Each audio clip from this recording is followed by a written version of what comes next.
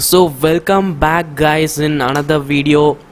And guys, திரும்பியும் சொல்கிறேன், போன 3 வீடியோவை நீங்கள் பார்க்கலன்னா ப்ளீஸ் போய் பாருங்கள். நான் ஒரு பிளேலிஸ்ட் க்ரியேட் பண்ணி வச்சுருக்கேன், அங்கேருந்து நீங்கள் பார்த்துக்கோங்க. ஓகே, அண்ட் அதுக்கப்புறம் இந்த வீடியோவை பாருங்கள். இல்லைனா நான் இப்போ சொல்ல போகிறது ஒன்றுமே உங்களுக்கு புரியாது. ஓகே, ஸோ அந்த பிளேலிஸ்ட்லேருந்து நீங்கள் போய் பாருங்கள். அந்த பிளேலிஸ்ட்டை பார்க்கணும்னா மேலே இப்போ ஒரு ஐ பட்டன் வந்திருக்கும், அங்கே கிளிக் பண்ணி பார்த்துக்கலாம். இல்லாட்டி டெஸ்கிரிப்ஷனில் லிங்க் இருக்குது, அங்கேருந்து கூட நீங்கள் போய் பார்த்துக்கலாம். ஓகேவா?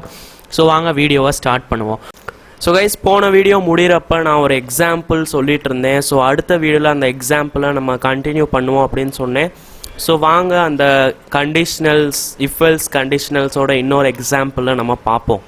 இப்போ நம்ம ஒரு மேட்ச் இருக்கிற மாதிரி வச்சுக்குவோம். இந்த கபடி மேட்ச் எல்லாம் இருக்கும்ல, அந்த மாதிரி. இப்போ கபடி மேட்ச்க்கு என்ன கேட்குறாங்கன்னா, ஏஜ் இவ்வளோ இருக்கணும், அப்படியே கூடவே ஹைட்டும் இவ்வளோ இருக்கணும், அந்த மாதிரி கேட்குறாங்க. ஓகேங்களா? ஸோ நம்ம 2 வேரியபிள் க்ரியேட் பண்ணிக்குவோம், இன்ட் ஏஜ் அப்புறம் இன்ட் ஹைட். ஓகேங்களா? க்ரியேட் பண்ணிக்குவோம், முடிச்சிட்டோம்.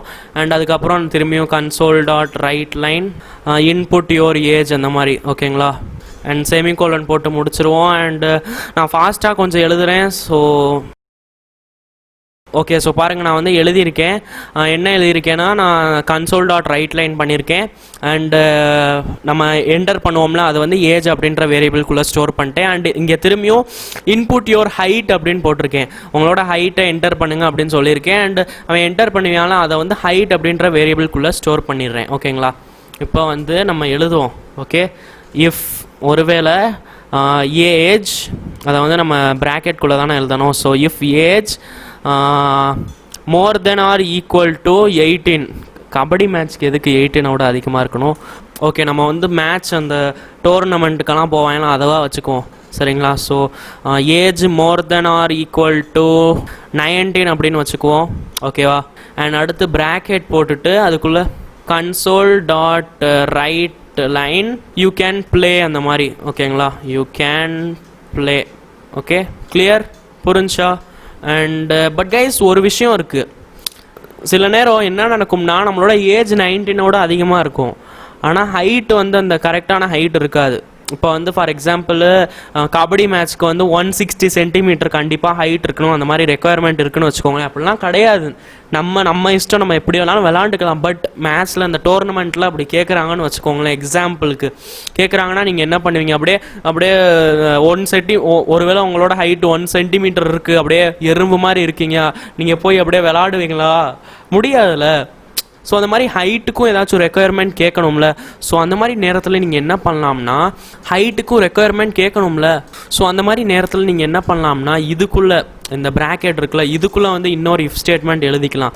If height more then or equal to 160 அந்த மாதிரி வச்சுக்கலாம். அண்ட் அதுக்கப்புறம் இங்கே ஒரு ப்ராக்கெட் போட்டுட்டு, அண்ட் இந்த ப்ராக்கெட்டை இப்படி இதில் வச்சுட்டு இங்கே முடிச்சுட்டு இப்படி வச்சுக்கலாம். ஸோ இப்படி பண்ணுறதால என்ன நடக்கும்னா, ஃபஸ்ட்டு ஏஜ் 19க்கு மேலே இருக்கான்றதை பார்க்கும். அடுத்து ஹைட்டும் 160 சென்டிமீட்டருக்கு மேலே இருக்கான்றதை பார்க்கும். அதுக்கப்புறம் console.writeLine இந்த மாதிரி பண்ணும். ஓகேங்களா? ஸோ இந்த மாதிரி பண்ணுவோம்ல, இஃப் ஸ்டேட்மெண்ட்குள்ளே இஃப் ஸ்டேட்மெண்ட் இந்த மாதிரி பண்ணுவோம்ல, இதை நெஸ்டட் அப்படின்னு சொல்லுவாங்க. நெஸ்டட் இஃப் ஸ்டேட்மெண்ட்ஸ் அந்த மாதிரி சொல்லுவாங்க. பட் கைஸ், நம்ம எதுக்கு இவ்வளோ டைம் வேஸ்ட் பண்ணுறது? எதுக்கு டைம் வேஸ்ட் பண்ணுறது? நம்மக்கிட்ட தான் அந்த டபுள் அண்ட் ஆப்ரேட்டர் இருக்குல்ல, அந்த டபுள் அண்ட் ஆப்ரேட்டர் கொஞ்சம் நேரம் முன்னாடி உங்களுக்கு சொன்னேன், ஞாபகம் இருக்கா? நம்ம மேலே டேரெக்டாக போயிட்டு டபுள் அண்ட் அப்படின்னு போட்டுட்டு அதுக்கப்புறம் இந்த கண்டிஷன் எழுதிட்டோம்னா வேலை முடிஞ்சிச்சு. இப்போ உங்களுக்கு கொஞ்சம் இந்த டபுள் அண்ட் ஆப்ரேட்டரோட ஆப்ரேஷன்ஸை கரெக்டாக எக்ஸ்பிளைன் பண்ணுறேன் பாருங்கள். டபுள் அண்ட் ஆப்ரேட்டர் என்ன பண்ணும்னா, ஒருவேளை முன்னாடி இருக்கிற கண்டிஷனும் அதுக்கப்புறம் எழுதியிருக்கிற கண்டிஷனும் ரெண்டுமே ட்ரூவாக இருந்துச்சுன்னா, ரெண்டுமே கரெக்டாக இருந்துச்சுன்னா, இப்போ என்னோட ஏஜ் 19க்கு மேலவும் இருக்கணும், அப்புறம் ஹைட்டு 160க்கு மேலே இருக்கணும், ரெண்டுமே கரெக்டாக இருந்தால் தான் எனக்கு யூ கேன் ப்ளே அப்படின்னு காமிக்கும். இதில் ஒன்று கூட தப்பாக இருந்துச்சுன்னு வச்சுக்கோங்களேன், யூ கேனாட் ப்ளேன்னு காமிச்சிரும். அதுதான் டபுள் அண்ட் ஆப்ரேட்டரோட ஹெல்ப்பு. இப்போ நான் ரன் பண்ணிடுறேன். இப்போ பாருங்களேன், எரர் வந்துருச்சு. என்ன எரர் பாருங்கள், எரர் வந்துருச்சு. நான் அவசரத்தில் ரீட் லைன் பண்ணணும்னா நான் ரைட் லைன் அப்படின்னு பண்ணி விட்டேன். லூஸ் தான் நான். ஸோ ரீட் லைன் அப்படின்னு போட்டுக்கிறேன். அவசரத்தில் நடக்கும் கைஸ், நடக்கும். ஸோ ரீட் லைன் அப்படின்னு போட்டுக்கிறேன். அண்ட் இப்போ ரன் பண்ணுறேன். இன்புட் யோர் ஏஜ் அப்படின்னு கேட்குது. ஸோ இப்போ பாருங்கள், நான் ஏஜ் வந்து 20 அப்படின்னு போட்டுக்கிறேன். ஆனால் ஹைட்டு வந்து 150 போடுறேன். ஓகேங்களா? ஆனால் பாருங்கள், இன்னும் ஒன்றுமே நடக்கலை. ஆனால் இப்போ நான் ரன் பண்ணால் ஒன்றுமே நடக்காது. ஏன்னா நான் எல் ஸ்டேட்மெண்ட்டே எழுதலை கரெக்டாக. ஸோ நான் எல் ஸ்டேட்மெண்ட் எழுதிக்கிறேன். ஒருவேளை நம்மளோட ஹைட்டும் ஏஜும் இந்த மாதிரி சாட்டிஸ்ஃபை ஆகலைன்னா என்ன நடக்கணுன்றதுக்காக எழுதிக்கிறேன். So console dot right line and அதுக்குள்ளே வந்து யூ கான்ட் ப்ளே. ஓகேவா? அண்ட் இப்போ உங்களுக்கு ரன் பண்ணி காமிக்கிறேன் பாருங்களேன். இன்புட் யுவர் ஏஜ் அப்படின்னு கேட்குது. இப்போ நான் ஏஜ் வந்து 20 அப்படின்னு போட்டுக்கிறேன். ஆனால் ஹைட் வந்து 116 போட மாட்டேன், 160 மேலேயும் போட மாட்டேன், 150 அப்படின்னு போடுறேன். பாருங்களேன், யூ கான்ட் ப்ளே அப்படின்னு காமிக்குது. ஸோ இதுதான் இந்த டபுள் அண்ட் ஆப்ரேட்டர். ஓகேங்களா? டபுள் அண்ட் ஆப்ரேட்டர் என்னன்னா, ஒருவேளை இந்த ரெண்டு இது இருக்குல்ல, இந்த ரெண்டு ஸ்டேட்மெண்ட்டில் இருக்கிற இந்த ரெண்டு கண்டிஷனில் இருக்கிற ஏதாச்சும் ஒரு கண்டிஷன் தப்பானா கூட அது இது ஃபால்ஸ் அப்படின்னு கொடுத்துரும். இங்கே எல் ஸ்டேட்மெண்ட்டில் வந்துடும். ஓகேங்களா? ஓகே. பட் ஒருவேளை வந்து உங்களுக்கு இல்லை, எனக்கு ஒன்று ஏஜ் 19க்கு மேலே இருக்கணும், இல்லாட்டி ஹைட்டு 160க்கு மேலே இருக்கணும், அந்த மாதிரி இருக்குன்னா அந்த மாதிரி இருக்குன்னா அதை வந்து நீங்கள் இங்கிலீஷில் எப்படி சொல்லுவீங்க? ஆர் அப்படின்னு தானே சொல்லுவீங்க.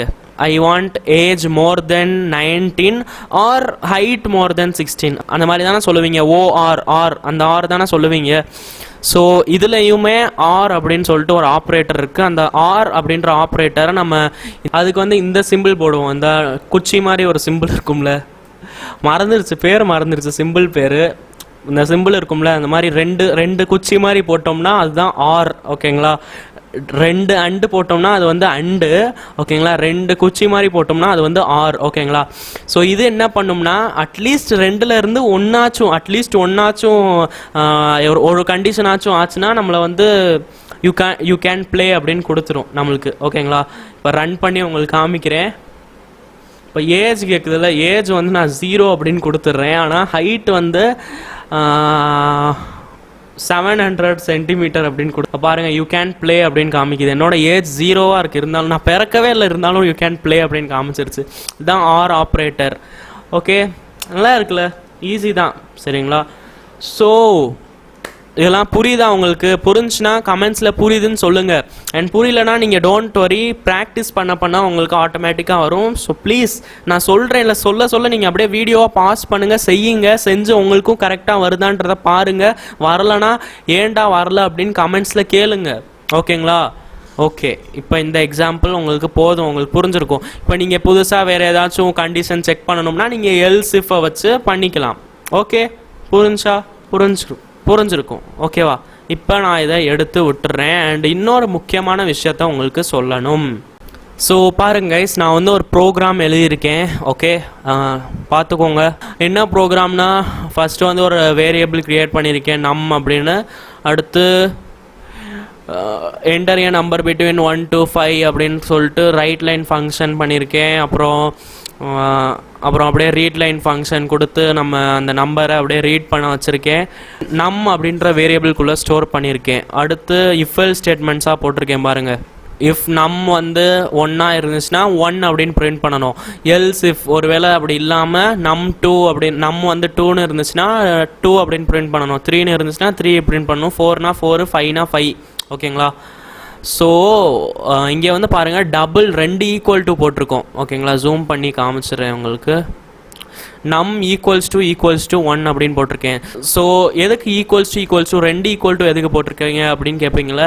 ஸோ பாருங்கள், நம்ம வந்து ஒரு ஈக்குவல் டு எப்போ போடுவோம்னா, நம்ம ஏதாச்சும் வேல்யூவை அசைன் பண்ணுறதா இருக்கட்டும். இப்போ நம் ஈக்குவல் டு 1 அந்த மாதிரி நேரமெல்லாம் இருக்கும்ல, இந்த மாதிரி நம் ஈக்குவல் டு 1 இந்த மாதிரி அசைன் பண்ணுறோம். இப்போ வேல்யூவாக நான் சொல்கிறேன், இதுக்கு வேல்யூ இது அந்த மாதிரி சொல்கிறேன்னா அது பேர் தான் அசைனிங்.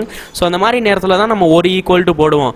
2 ஈக்குவல் டு எப்போ போடுவோம்னா, ஒருவேளை நம்ம ஏதாச்சும் செக் பண்ணுறோம், கண்டிஷன் செக் பண்ணுறோம், கம்பேர் பண்ணுறோம். இங்கே செக் பண்ணுறோம்ல, நம்ம வந்து ஈக்குவல்ஸ் டு 1 அப்படின்னு செக் பண்ணுறோம்ல, இந்த மாதிரி நேரத்தில் நம்ம வந்து ஈக்குவல்ஸ் டு யூஸ் பண்ணுறோம். ஓகேங்களா? இது வந்து உங்களுக்கு சொல்லணும்னு நினச்சேன், இதையும் சொல்லிட்டேன். அண்ட் இப்போ உங்களுக்கு நான் ரன் பண்ணி காமிக்கிறேன். இன்னொரு விஷயம் சொல்லணும், வெயிட் பண்ணுங்கள். So enter A number between 1 to 5 அப்படின்னு காமிச்சிருக்கு. இப்போ நான் ஒருவேளை 1 அப்படின்னு போட்டேன்னா எனக்கு 1 அப்படின்னு காமிக்கும். ஓகே. ஸோ அதே மாதிரி 2 போட்டேன்னா 2, 3 போட்டேன்னா 3, 4 போட்டேன்னா 4, அந்த மாதிரி 5 போட்டேன்னா 5 மாதிரி காமிக்கும். ஓகேங்களா. ஸோ இப்போ இந்த இடத்துல நீங்கள் இஃப்எல்ஸ் ஸ்டேட்மெண்ட்ஸ் யூஸ் பண்ணுறீங்களா, இந்த இஃப்எல்ஸ் எலிஃப் இதெல்லாம் யூஸ் பண்ணுறீங்களா, இதுக்கு பதிலாக நீங்கள் ஸ்விட்ச் கேஸ் யூஸ் பண்ணலாம். இது என்னடா புதுசாக ஸ்விட்ச் கேஸ் அப்படின்னு கேட்பீங்களா? இருங்க, நான் உங்களுக்கு இதெல்லாம் எடுத்து விட்டுட்டு காமிக்கிறேன். ஸோ நான் எழுதுகிறேன், வெயிட் பண்ண, உங்களுக்கு எக்ஸ்பிளைன் பண்ணுறேன். ஸோ ஃபஸ்ட்டு நான் ஸ்விட்ச் அப்படின்னு எழுதிக்கிறேன். ஓகேங்களா. ஸோ ஸ்விட்ச் இருக்குல்ல, ஸ்விட்ச் வந்து இஃப்எல்ஸ் மாதிரி தான். ஓகேங்களா, இஃப்எல்ஸ் மாதிரி தான். பட் இப்போ நம்ம முன்னாடி எழுதுன இந்த இஃப்எல்ஸில் பாருங்கள், நம்ம வந்து எல்ஸ் இஃப் திரும்பி அப்படியே எழுதிட்டே இருந்தோம். ஸோ இந்த மாதிரி நேரத்தில் நீங்கள் இந்த ஸ்விட்ச் கேஸ் யூஸ் பண்ணலாம். ஓகேங்களா. ஸோ இப்போ என்னன்னா ஸ்விட்ச் அப்படின்னு போடணும். அண்ட் இதுக்குள்ளே வந்து நம்ம கண்டிஷன் போட தேவையில்ல. இதுக்குள்ளே வந்து நம்ம வேரியபிள் பேர் மட்டும் போட்டுக்கணும். ஓகேங்களா. இப்போ நம் அப்படின்னு போட்டுக்குவேன். ஓகே. அதுக்கப்புறம் நம்ம ப்ராக்கெட்டை திறந்து விட்டுட்டு அதுக்குள்ளே அதே மாதிரி தான் நம்ம எழுதணும். என்ன எழுதணும்னா கேஸ் அப்படின்னு போடணும். ஓகேங்களா. கேஸ் அப்படின்னு போட்டுட்டு கேஸ் வந்து 1 இருந்துச்சுன்னா அதுக்கப்புறம் இந்த கோலன் சிம்பிள் போட்டுட்டு ஒருவேளை உங்களோட வேரியபிள் வந்து 1 இருந்துச்சுன்னா என்ன பண்ணணுன்றதை இங்கே எழுதிக்கலாம். அதாவது என்னன்னா ஒருவேளை உங்களோட நம் இருக்குல்ல, நம் வந்து 1 இருந்துச்சுன்னா என்ன பண்ணணுன்றதை இதுக்குள்ளே நீங்கள் எழுதிக்கலாம். ஓகே. ஸோ இப்போ நான் இங்கே எழுதுகிறேன் console.writeLine அண்ட் இங்கே வந்து 1 அப்படின்னு பிரிண்ட் பண்ணணும். அந்த மாதிரி எழுதிக்கிறேன். ஓகேங்களா. ஸோ கேஸ் 1 இருந்துச்சுன்னா console.writeLine 1 அப்படின்னு பண்ணோம். ஓகேங்களா. இதில் என்ன வித்தியாசம்னா நம்ம அங்கே வந்து நம் ஈக்குவல் டு 1 அந்த மாதிரி போட்டுட்டு எல்லா லைனுக்கும் எழுதிக்கிட்டே இருப்போம். இங்கே என்னன்னா நீங்கள் கேஸ் 1 அப்படின்னு போட்டுக்கலாம்.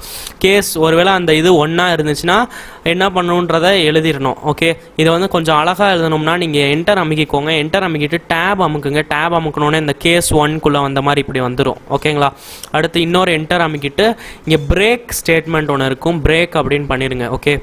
எதுக்குன்றதை வெயிட் பண்ணுங்க, உங்களுக்கு சொல்கிறேன். செமிகோலன் போட்டு வச்சுருங்க. அண்ட் இப்போ நீங்கள் இந்த டேப் அமுக்குனீங்களா, அங்கேருந்து வெளியே வந்துக்கோங்க. இப்போ திரும்பியும் இங்கே எழுதுங்க கேஸ் ஒருவேளை 2 இருந்துச்சுன்னா என்ன பண்ணணுன்றதை. திரும்பியும் அந்த டேப் அமுக்கி உள்ளக்க வந்துக்கோங்க. And console.writeLine and 2. ஓகே. திரும்பியும் இங்கே பிரேக் எழுதணும். அண்டு இப்போ நான் உங்களுக்கு எல்லாமே எழுதி முடித்ததுக்கப்புறம் உங்களுக்கு காமிக்கிறேன். ஓகே. ஸோ வந்து நான் எழுதிட்டேன் பாருங்கள். Case 1, case 2, case 3, case 4, case 5 எழுதிட்டேன். அண்ட் அவ்வளோதான். ஓகேங்களா. ரொம்ப ஈஸி. அண்ட் இதை நீங்கள் யூஸ் பண்ணுறதுக்கு இன்னொரு விஷயம் என்னென்னா நீங்கள் டிஃபால்ட்டாக ஒரு வேல்யூ கொடுக்கலாம். அதாவது இப்போ 1, 2, 3, 4, 5 ஓகேங்களா. இப்போ இது 5க்கு வெளியே ஏதாச்சும் நம்பர் ஏதாச்சும் 6, 7 அந்த மாதிரி கொடுத்துட்டியான்னு வச்சுக்கோங்களேன். அப்போ அது இன்வேலிட் தானே. 6, 7 உங்களுக்கு தெரியாதுல. 6, 7க்கு நீங்கள் இங்கே ப்ரோக்ராம் பண்ணல. ஸோ நீங்கள் டிஃபால்ட் அப்படின்னு சொல்லிட்டு ஒன்று இருக்குது. இந்த இடத்துல போயிட்டு இப்போ டிஃபால்ட் அப்படின்னு எழுதிக்கோங்க. டிஃபால்ட் அப்படின்னு போட்டுட்டு இப்போ நீங்கள் டிஃபால்ட்டாக ஒருவேளை 6, 7 வேறு ஏதாச்சும் நம்பர் கொடுத்தியானா அந்த நேரத்தில் நீங்கள் என்ன பண்ணணுன்றதை இங்கே எழுதிக்கலாம். நம்ம வந்து எழுதிடுவோம் console.writeLine you have enter invalid அந்த மாதிரி ஏதாச்சும் இன்வேலிட் ஆக்ஷன்ஸ் அந்த மாதிரி சும்மா போட்டுருவோம். ஓகேங்களா. அண்ட் இப்போ எல்லாம் முடிஞ்சு, அவ்வளோதான். ஓகேங்களா. ஸோ உங்களுக்கு புரியுதா என்ன சொல்ல வரேன்னு? ஒன்றும் கிடையாது. நம்ம அப்போ பண்ண இஃப்எல்ஸ் ஸ்டேட்மெண்ட்ஸ் மாதிரி தான். இங்கே நம்ம என்ன பண்ணுவோம்னா நம்ம வேரியபிள் பேரை மட்டும் போட்டுக்கணும். வேரியபிள் பேரை இது வந்து ஸ்விட்ச் பண்ணும். ஒவ்வொரு கேஸாக ஸ்விட்ச் பண்ணும். ஓகேங்களா. ஃபஸ்ட்டு இந்த கேஸை பார்க்கும். ஒருவேளை நம்மளோட வேரியபிள்குள்ளே 1 அப்படின்னு நம்பர் இருந்துச்சுன்னா என்ன இருந்துச்சோ அது பண்ணும். ஓகேங்களா. இப்போ எதுக்கு பிரேக் அப்படின்னு போட்டிருக்கேன்னு பார்ப்பீங்களா. பிரேக் என்ன பண்ணும்னா ஒருவேளை 1 அப்படின்னு பண்ணி முடிஞ்சிருச்சுன்னு வச்சுக்கோங்களேன், இங்கேயே வந்து ப்ரோக்ராமை ஸ்டாப் பண்ணிடும். ஓகேங்களா. பிரேக் அதுதான். ஓகேங்களா. இப்போ பிரேக் போடலனாலும் பிரச்சனை கிடையாது. பட் சில நேரம் பிரேக் போடுறது இம்பார்ட்டண்ட்டாக இருக்கும். Okay. So that's your wish. Okay. And default அப்படின்னா என்னென்னு கேட்பீங்களா. டிஃபால்ட்னா நம்ம வந்து ஒரு வேளை வேறு ஏதாச்சும் நம்ம நம்பர் போட்டோம்னா அது டிஃபால்ட்டில் என்ன எழுதியிருக்கோமோ அதை செய்யும். ஓகே. ஸோ இப்போ நம்ம ரன்னும் பண்ணி பார்த்துருவோம் ஒரு வாட்டி என்ன நடக்குதுன்னு. அண்ட் நம்ம டிஃபால்ட்லேயும் பிரேக் போட மறந்துட்டோம், இங்கேயும் பிரேக் போட்டுருவோம். And now it's perfect. Okay. இப்போ ரன் பண்ணி பார்த்துருவோம். சரிங்களா. So enter a number between 1 to 5 அப்படின்னு கேட்குது. இப்போ நான் 1 to 5க்குள்ளே ஏதாச்சும் நம்பர் இப்போ 5 அப்படின்னு போட்டேன்னா 5 அப்படின்னு காமிச்சிருச்சு. ஓகேங்களா. அண்ட் இப்போ நான் திரும்பியும் ரன் கொடுத்துட்டு நான் வேறு ஏதாச்சும் நம்பர் சும்மா ஏதாச்சும் இன்வேலிடாக இருக்கிற நம்பர் ஏதாச்சும் 7, 8 அந்த மாதிரி இப்போ போட்டு காமிக்கிறேன் உங்களுக்கு. இந்த 9 அந்த மாதிரி போட்டுக்கிறேன். இப்போ பாருங்கள் இன்வேலிட் ஆக்ஷன்ஸ் அப்படின்னு வந்துருச்சு. ஸோ புரிஞ்சா இதுதான் ஸ்விட்ச் கேஸ் ஸ்டேட்மெண்ட்ஸ். ஓகே. ரொம்ப ஈஸி தான். ஸோ கைஸ் உங்களுக்கு புரிஞ்சிருக்கும். இப்போ நீங்கள் ப்ராக்டிஸ் பண்ணுங்கள். நான் சொன்னது எல்லாத்தையுமே அப்படியே செஞ்சு பாருங்கள். நீங்கள் செஞ்சு பார்க்க உங்களுக்கு எல்லாம் புரிய வரும். ஓகே. ஸோ நீங்கள் ஸ்விட்ச் கேஸும் யூஸ் பண்ணலாம், இல்லாட்டி உங்களுக்கு அந்த இஃபெல்ஸ் நல்லா இருக்குன்னா அதையும் யூஸ் பண்ணிக்கலாம், எது வேணாலும் யூஸ் பண்ணிக்கலாம். ஓகேங்களா? ஸோ தேங்க்யூ கைஸ் ஃபார் வாட்சிங் திஸ் வீடியோ. நான் உங்களை அடுத்த வீடியோவில் பார்க்குறேன். அண்ட் என்னோட எல்லா வீடியோஸும் நீங்கள் பிளேலிஸ்ட்லேருந்து முக்கியமாக பாருங்கள். ஓகே ஸோ நான் உங்களை அடுத்த வீடியோவில் பார்க்குறேன். And up to that, keep learning, keep practicing, and keep watching Coding Anna.